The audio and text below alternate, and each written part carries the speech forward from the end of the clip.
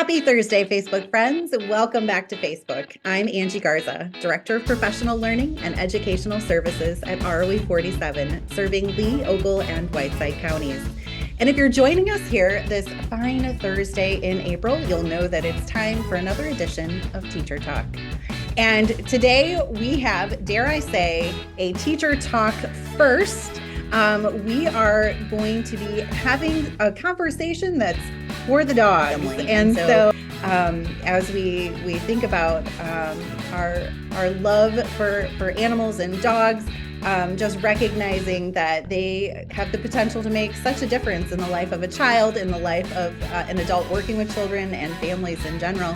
But these dogs are working dogs, and so we need to get to know them here this morning as well as their handlers. So as we kick off our Teacher Talk here on Facebook, we are going to start with a round of introductions here because we have a lot of friends on the call this morning. So we are going to start off with that round of introductions, and we're going to have our friends from Sterling Public Schools introduce themselves, their dogs, and a little bit about the roles that each of them fills in the buildings within Sterling Public Schools. So I think we're going to start with you, Jason. Yes, you are starting with me. And my name is Jason Brown. I'm the Dean of Students at Franklin Elementary School. We are pre-K to second grade building. And this here is Chuli. Chuli is a 2-year-old black lab, and he has been working here at Franklin since about mid-January. When we went to Kansas, Concordia, Kansas, to the CARES program to pick him up and the other dogs up. And so Chuli is a professional therapy dog here at Franklin. And his role here at school can vary throughout the day. For example, he helped a student get to gym class today who was kind of struggling. He helped students get to class. We're outside at recess having fun with the students. Students read to him. There's all kinds of different things that he can do throughout the day to provide support and comfort to the students here at Franklin. And we are so glad to have him here at our school. Right, buddy? Yeah. I'm Amy Hoffman, and I am a middle school counselor at Challen Middle School. And this is Brazil. And he has been here about the same time that Chuli has, because we were all together. So around mid-January. And he has been such a great addition to the building here at school. I frequently have people telling me just how beautiful I am, but they're actually talking to him, or how cute I am. But again, they're talking to him. So I get to hear lots of compliments throughout the day, often not directed to me. But I think one thing that is especially really neat about having him here at the school is just in the hallway. Like sometimes middle schoolers can, they're starting to get into their teen years and they can just be a little angsty and stuff, but it never fails. You walk through the hall and they give some little grin, like just, seeing him like kind of bounce around and stuff. And they like look just like a kid at a candy store and like, oh, can I come and pet him? So we of course ask before we pet, but that is part of his job being a professional therapy dog, is to be there to just be able to welcome everyone and make everyone to feel comfortable. He's been a wonderful, wonderful addition, and I can't imagine doing my job anymore without him. Hi, I'm Cami Hartman, and I'm a counselor at Sterling High School. And this year I'm primarily working with freshmen. And this is Scone. He is really snoozing. And as you can see, he's a little bougie. He's got the nice dog bed and a pillow and all of the things. We spoil them just a little bit. So again, this is Scone, and he has been working in the schools since 2020, October of 2020. So he actually started his career at Jefferson. I was over there for 4 years. So he was there with me. And then this year we came back to the high school. And so, yeah, I would say similar to Amy, with the counseling role, he's in my office for individual sessions, joins group counseling sessions. And then in the hallways, the same thing, high schoolers, a lot of people are like, well, high schoolers aren't really going to want to pay attention to them. They do. Again, it's like a conversation piece. It's exciting. They see a dog, they want to pet him or talk to him. And like Amy said, we do get a lot of comments directed towards the dog. And sometimes we look at people like, are you talking to us? I get a lot of hi, Scone. And I'm like, oh, hey, how are you doing as well? It's nice to see you. And I get it. You see a dog and you need to say hello to the dog. And so sometimes we are just on the backside, and that's okay too. I did also want to mention Jackie Watson has Hank at Lincoln. She was not able to get on at this time because it's not her prep and she's currently teaching. But I did want to mention that they are also a part of our therapy dog program. Well, good morning, everyone. I'm Heather Whitnauer, principal at Jefferson Elementary School. And snoozing on my lap here is my pal. This is Axford. I asked him while we were on mute to sit up, but he ignored me and continued sleeping. So he has had a busy morning, actually a busy couple of days back from our spring break, and he's just busy nonstop. I know Mr. Brown, Jason Brown, also referenced the way that Truly is used in Oxford is very similar in the capacity of he is an emotional support for our students. Many times, teachers, our SEL team, people have tried with a student to motivate them to get them back to class or where they're supposed to be.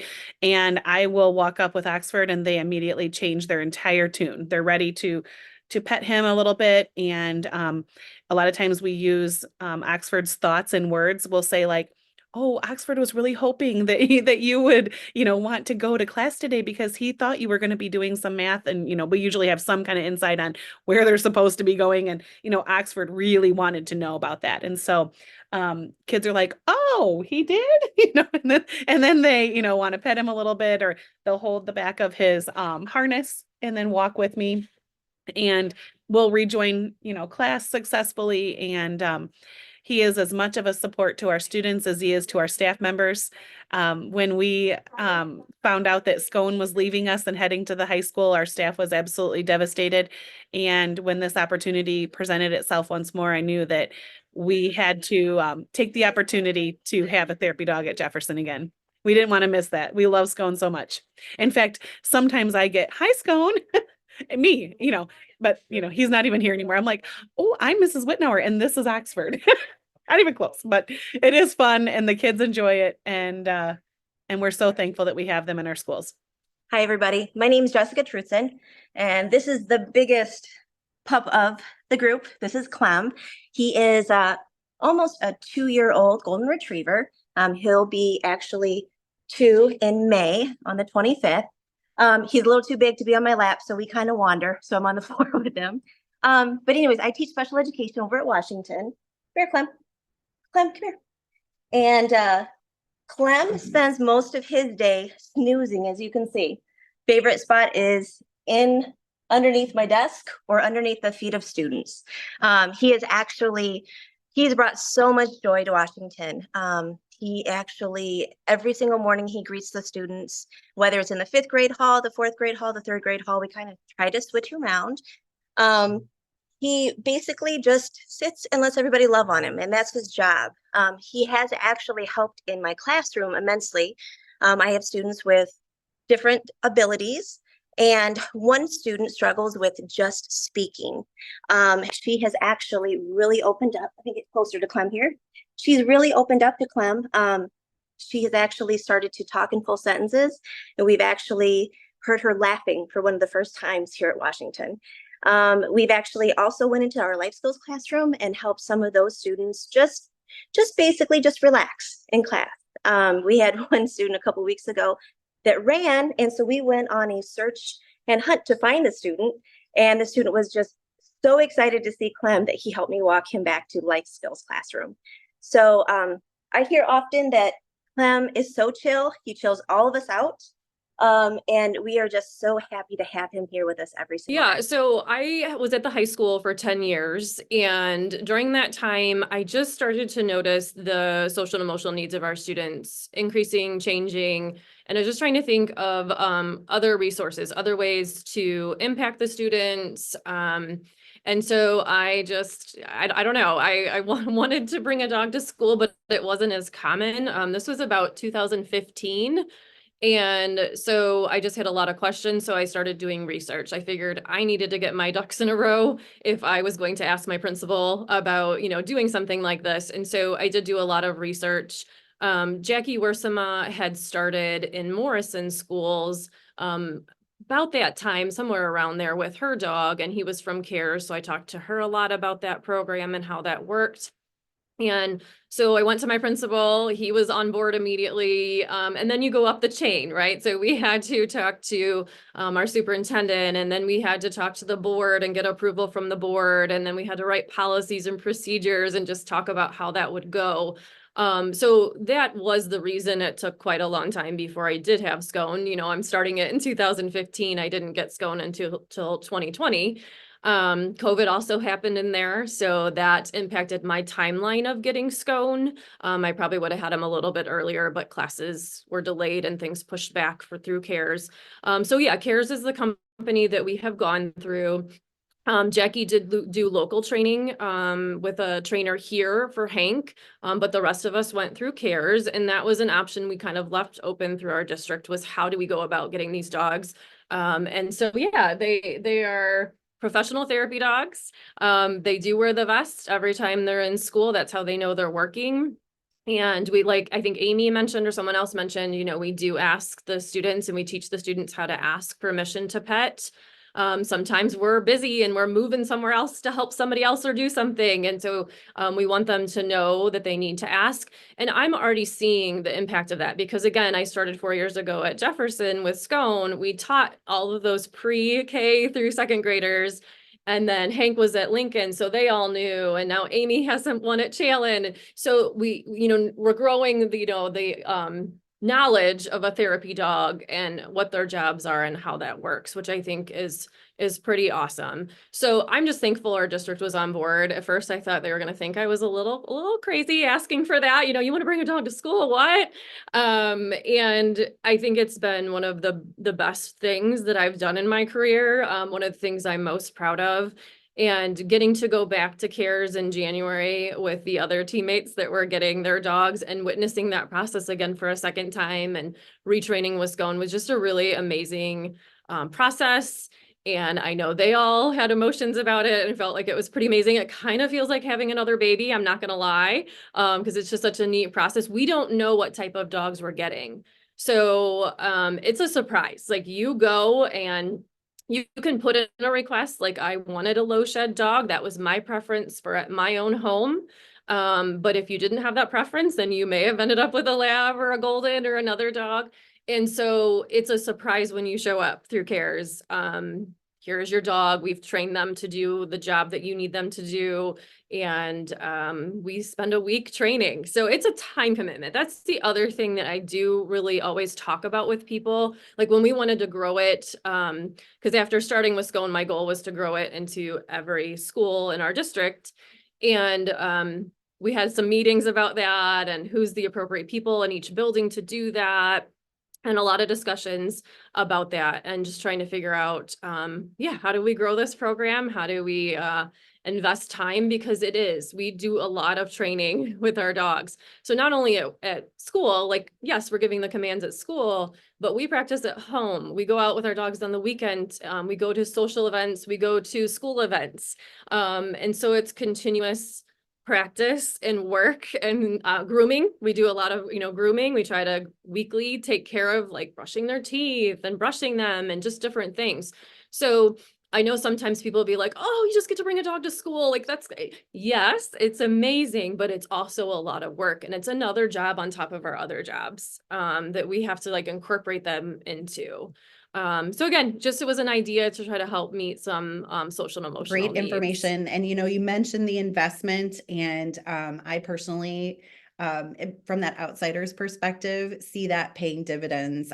Just anecdotally, I'm sitting here remembering walking into Jefferson Elementary School and seeing big posters in the entryway and naming the dog contests. And there was a certain amount of excitement and energy about the new friend that was going to be welcomed into the building.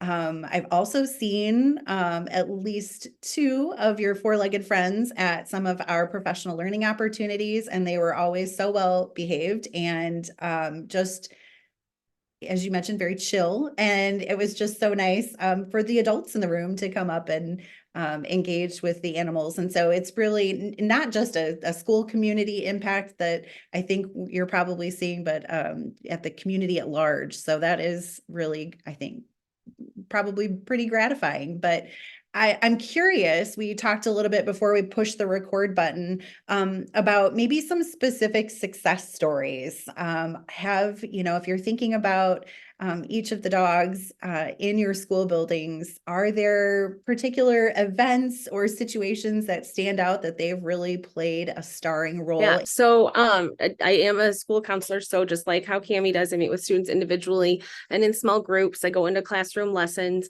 And I think that one story, I guess, that stands out the most to me is when I was working with a student that had quite a bit of anxiety.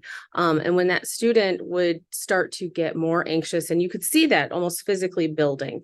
And Brazil was on the floor with that student, which is very common. I have a lot of students that sit on the floor and pet him and talk to him and things. And Brazil definitely noticed that. And he would take his paw and he would just kind of put it on the student's leg and then just kind of let it ride out a little bit while the student pet him. And then as the student calmed down a little bit, he'd pull back just his paw. I mean, he was still right there. I know we're talking about you, aren't we? And then if the student would start to get a little bit more anxious, he would take a paw and, just put it out there. And it was just such an experience to see that. That was probably the first time that I had really seen that, like, oh my goodness, he totally recognizes that this student is struggling with some anxiety and things. But it's also, it can sort of turn into a little bit of a joke because our staff members will say like, oh, he's really close to me. Does he know I feel anxious? Is he sensing something with me, But yeah, it's just been so cool just to see all of the awesome things that they do. Heather, how about you in Oxford? Are there any particular standout moments since you've had him in your school environment where he's maybe made an impact on a student or an adult in the building? Yeah. So every morning Oxford is out front of our building and I put him into a downstay position and he'll lay there and we greet all of our students, welcome them into the building and just, as the others have described, the students will ask to pet him. And something that I talk to the kids about is that he loves to hear about how your day is going to be. And we have a particular student who struggles with separation from their parent at the door. And because we have the little guys here. And so I'll say, oh, tell Oxford, what your day is going to be like. And so it's gotten to be like our thing. And that little person will come up daily and lean down and he just kind of whispers softly to Oxford. I don't know what he's saying, but it seems like it's been helping that separation from parent to school.